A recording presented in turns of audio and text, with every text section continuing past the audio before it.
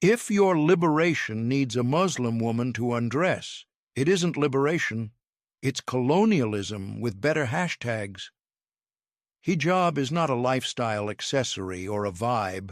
It is an act of worship that refuses to make the male gaze or the market its qibla. The first command about modesty in the Quran lands on men. Lower your gaze, guard yourselves. Only then does it address women. If your outrage about hijab starts with policing her cloth instead of your own eyes, you have already confessed what rules your heart. The world treats hijab like a Rorschach test.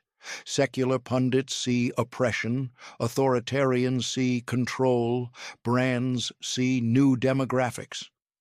What almost nobody sees is simple: a believing woman negotiating God before she negotiates you. That is what disturbs empires and influencers alike. No, I am not blessing coercion. No compulsion in religion is not a slogan, it is a boundary. Forcing the veil profanes it. So does banning it. A state that legislates a woman's hair, whether to hide it or display it, is practicing the same theology: the state as God of your body. Hijab rejects both idols. It answers to one. Call it cloth, and you shrink it. Call it law, and you weaponize it. The truth is sharper. Hijab is a refusal of spectacle, of being priced by visibility, of being auditioned for belonging. That refusal is why it becomes a lightning rod. It exposes who demands access to a Muslim woman's body, state, street, or screen. Western courts stage neutrality while telling her what to remove for integration. Eastern strongmen claim piety while fining her for a breeze of hair. 2 costumes, 1 play. The woman's agency is negotiable. Meanwhile, real Muslims are doing real life, studying, coding, doctoring, while strangers debate inches of fabric like stock prices. If your feminism needs her to unveil to be fully human, your feminism is a mirror of the patriarchy it hates. If your piety needs a baton to make her veil, your piety is a costume. The Sunnah is clarity without cruelty. The prophetic city was not a catwalk, and it was not a barracks. It was a place where modesty protected dignity and law protected choice. Let's name the jurisprudence without flinching. Within mainstream fiqh, covering is a duty. Scholars differed on extent and detail, not on the dignity it shields. But law without ihsan is a skeleton. The soul of hijab is ḥayā, a cultivated shyness from sin and a reverence for the sacred. When ḥayā lives, cloth makes sense. When ḥayā dies, cloth becomes costume, tight, branded, weaponized against other women. Men, the Quran's first order was to you. Lower your gaze is not a suggestion, it is legal and spiritual work. Do not outsource your jihad to her wardrobe. If your defense of hijab includes harassing unveiled sisters, you are not guarding honor, you are advertising your ego. Hijab is not a wall, it is a window calibrated to let truth in and noise out.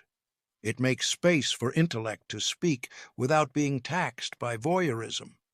It centers a heart that wants to be read before a body that wants to be rated.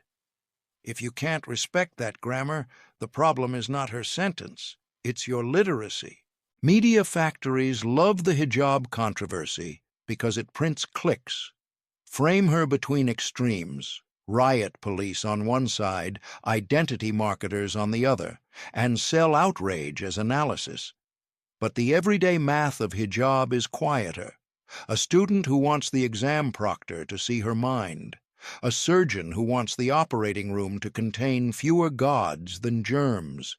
A commuter who refuses to be auditioned by strangers at 8 a.m.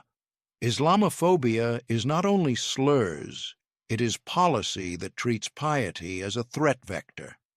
The same institutions that preach choice suddenly forget the word when a Muslim woman chooses to cover.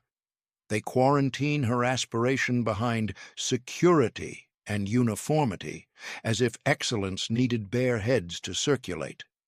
Our response is not apology tours, it is accommodation with backbone.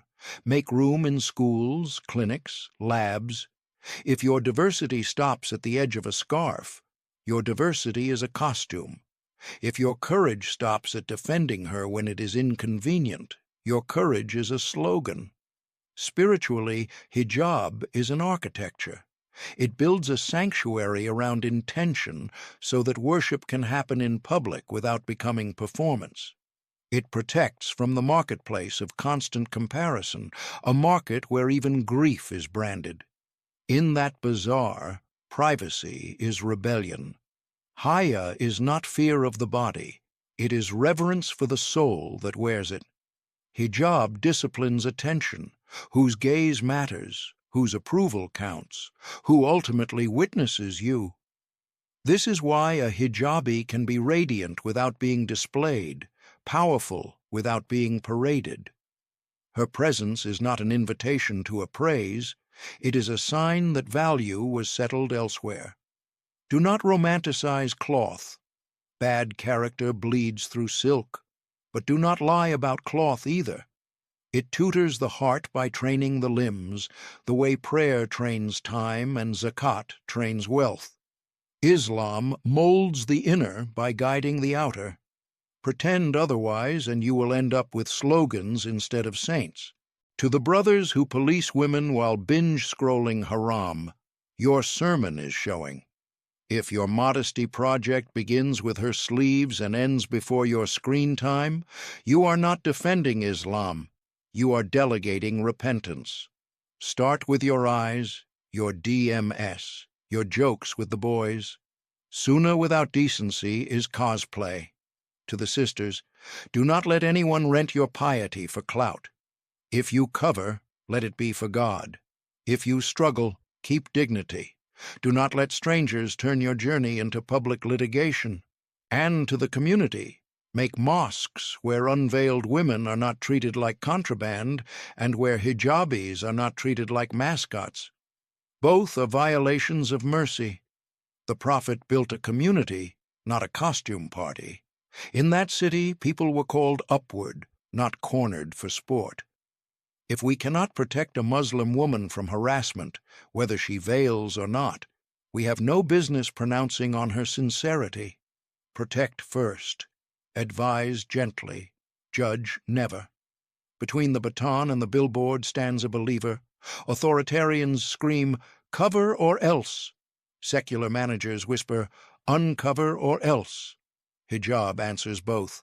I will not be engineered. That is why it survives, because it is about worship, not weather. No compulsion in religion cuts two ways. It condemns forcing the veil, and it condemns forcing its absence. A woman who unveils under threat has not betrayed God. The threat has. A woman who veils under threat has not honored God.